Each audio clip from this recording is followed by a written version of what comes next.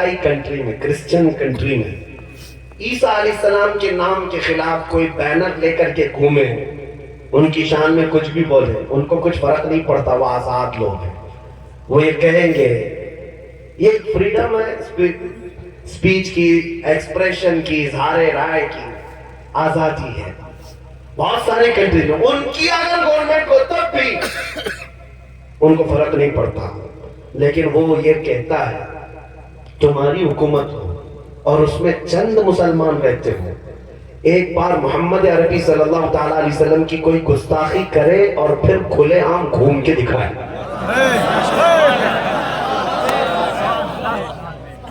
پھر وہ زندگی بھر چھپتا چھپاتا ہی رہ جاتا ہے۔ حقیقت ہے یا نہیں؟ جب اتنے لیڈر ہو، بے باک ہو، گوفے میں بیٹھ کر سوشل میڈیا میں پھونک سکتے ہو، تو آؤ میدان میں، کبھی آؤ میدان میں، سامنا کرو۔ الحمدللہ اللہ رب العزت کی ذات پر توکل اور یقین ایسا ہے کہ میں اپنی تعریف کے لیے نہیں کہتا، ان کی دم پر پیر رکھ کر کے بھی میں کھلے عام پورے ہندوستان میں گھومتا ہوں، مجھے کوئی ڈر نہیں۔ ایک ہمارے پڑوسی ملک کے عالم دین نے پوچھا تھا کہ ان کے نرغے میں بیچوں بیچ رہ کر کے اتنا بولنے کی اجازت ہے آپ کو؟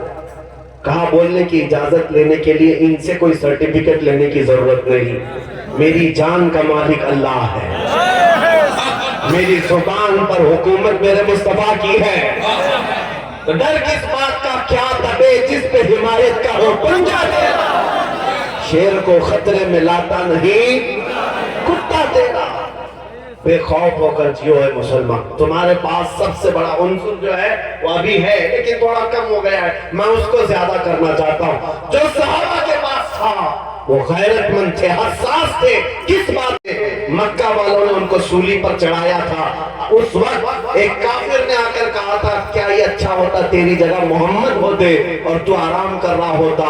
ان کے جسم کا مسئلہ کر دیا تھا کافروں نے، ان کی ناک کاٹی تھی، کان کاٹے تھے، ان کی آنکھوں میں سلائیاں پھیری تھی، اس وقت بھی وہ کہتے خبردار ظالموں، میرے جسم کے 1000 ٹکڑے اور کر لینا، مجھے گوارا ہے، میرے مصطفیٰ کے تلووں میں کانٹا چبھے وہ بھی مجھے برداشت نہیں۔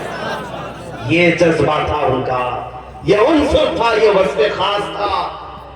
جنگ احد میں ایک صحابی سعد بن ربیع رضی اللہ تعالیٰ عنہ، یہ شہید ہو گئے، لیکن شہید ہونے سے پہلے ان کے جسم پر 12 نیزے لگے تھے، پیٹ پھٹ گیا تھا، انتڑیاں باہر تھی، جسم کے اندر 12 نیزے لگے، میدان میں پڑے ہوئے تھے۔ دو صحابہ آئے دیکھنے کے لیے، ان کی سانسیں چل رہی تھی، ابھی سانسیں چل رہی تھی، توجہ چاہتا ہوں مسلمانوں، ابھی سانسیں چل رہی تھی۔ دونوں آئے ہوئے صحابہ نے کہا سعد بن ربیع تجھے اللہ کے رسول یاد کر رہے تھے۔ انہوں نے کہا جاؤ میرے آقا کو سلام کہہ دینا، چل کر حضور تک جانے تک میرے پاس وقت نہیں، روح نکلنے کی قریب ہے، جسم پھٹا ہوا ہے، لیکن روح نکلنے سے پہلے اس سعد بن ربیع کا پیغام سنو۔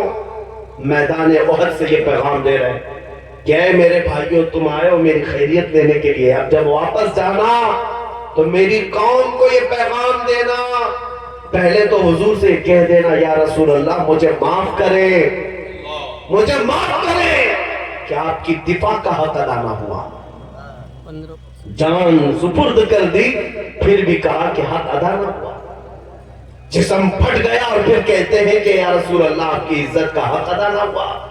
اور اس کے بعد کہتے ہیں اپنی قوم کو یہ کہہ دینا اگر تم زندہ رہے تمہاری جوانی میں اور کسی کا ہاتھ رسول اللہ تک پہنچ گیا تو قیامت کے دن تمہارا کوئی عذر قبول نہیں کیا جائے گا۔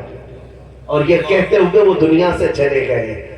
یہ عنصر تھا میرے عزیزوں کے اندر، یہ وصف تھا، یہ کیفیت تھی ان کے اندر کہ سب کچھ ان کے لیے رسول اللہ کی زندگی تھی، میرے آقا کی عزت تھی۔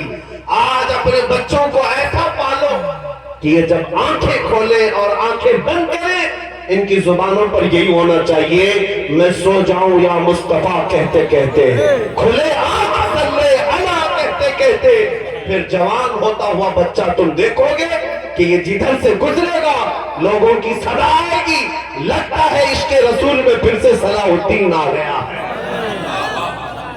تمہارے تربیت کرنے کی ضرورت ہے. عشق رسول پر پالو بچوں کو. ہو سکتا ہے اب تک بگڑے ہوئے ہمارے معاشرے نے ہمیں بگاڑ رکھا ہے, اخلاق کو تباہ کر رکھا ہے. وجہ یہ ہے کہ ہمارا نوجوان کثرت سے گانے سنتا ہے. توبہ کر لو آج کے دن سے, توبہ کر لو. وہ اسی لیے میں نہیں کہہ رہا ہوں کہ مجھے یہاں پر کوئی اور سیاست کرنی ہے. صاف سی بات ہے, محدثین نے لکھا ہے جو کثرت سے گانا سنتا ہے اس کے اندر منافقت آتی ہے, منافقت آتی ہے, نفاق پیدا ہوتا ہے. منافقت کیا ہے؟ سامنے ظاہر میں صرف اسلام رہے گا, اندر سے کفر بھر جائے گا. اس کو منافقت کہتے ہیں. کثرت سے گانے سننے والا منافقت کی طرف جاتا ہے. یہی تو بات ہے, بزدل ہو جاتا ہے آدمی, بزدل, ڈرپوک, خوف زدہ ہمیشہ. تم یہ چیزیں ترک کرو, آج سے ترک کریں گے انشاءاللہ. سنیں گے تو میرے مصطفیٰ کی نعتیں سنیں گے. کوئی بڑی بات نہیں ہے تمہارے لیے. گانا سن کر کے تم دھن میں شاید ہو سکتا ہے ہاتھ پیر تمہارے رقص کرتے ہو, لیکن کبھی حضور کی محبت میں ماں ہو کر کے ایک نعت تو سن لو. دیکھو کیا یہاں سٹیج پر ابھی یہ شاداب پیکر صاحب جو جھما رہے تھے آپ کو کوئی گانا گا رہے تھے, لیکن تم مچل رہے تھے. حضور کی نعتوں میں وہ تاثیر ہے کہ تمہارے روح کو خوشی تو ہوتی ہی ہے, لیکن تمہارا ایمان بھی بڑھتا چلا جاتا ہے. اور گانے کی وجہ سے نفاق پیدا ہوتا ہے, بزدلی آتی ہے, ڈر اور خوف سمانے لگتا ہے دل کے اندر. یہ چیزیں ترک کرو, تم بے باک ہو کر کے جیو, بے خوف ہو کر کے جیو گے انشاءاللہ. حرام چیزیں یوں ہی نکلتی چلی جائیں گی. میرے عزیزو, دنیا یہ جانتی ہے کہ یہ شیر بیدار ہوا تو بہتوں کی نیند حرام ہو جائے گی, اس لیے اس کے ہاتھ میں ٹک ٹاک پکڑاؤ, اس کو مجرے کرواؤ, اس کو انٹرنیٹ کی دنیا میں پھنسا کر رکھو, اسے نشہ کا ایڈکٹ بنا دو, اس کو عورتوں کا پاگل بنا کر رکھو. دنیا یہ جانتی ہے محمد عربی کے غلاموں کی طاقت کیا ہے. یہ اگر نکل جاتے ہیں تو طوفان بھی اپنا رخ موڑ لیا کرتے ہیں, سمندر بھی کھل جایا کرتے ہیں, ان کے لیے راستے دے دیا کرتے ہیں. دنیا کو تاریخ معلوم ہے. اسی لیے میرے عزیزوں, ان کو یہ ساری فکر ستاتی رہتی ہے کہ جتنا ہو سکے مسلمان قوم کو مصروف رکھو نشہ میں, آوارگی میں, بد اخلاقی میں. تم یہ ساری زنجیریں توڑو اور نکل آؤ.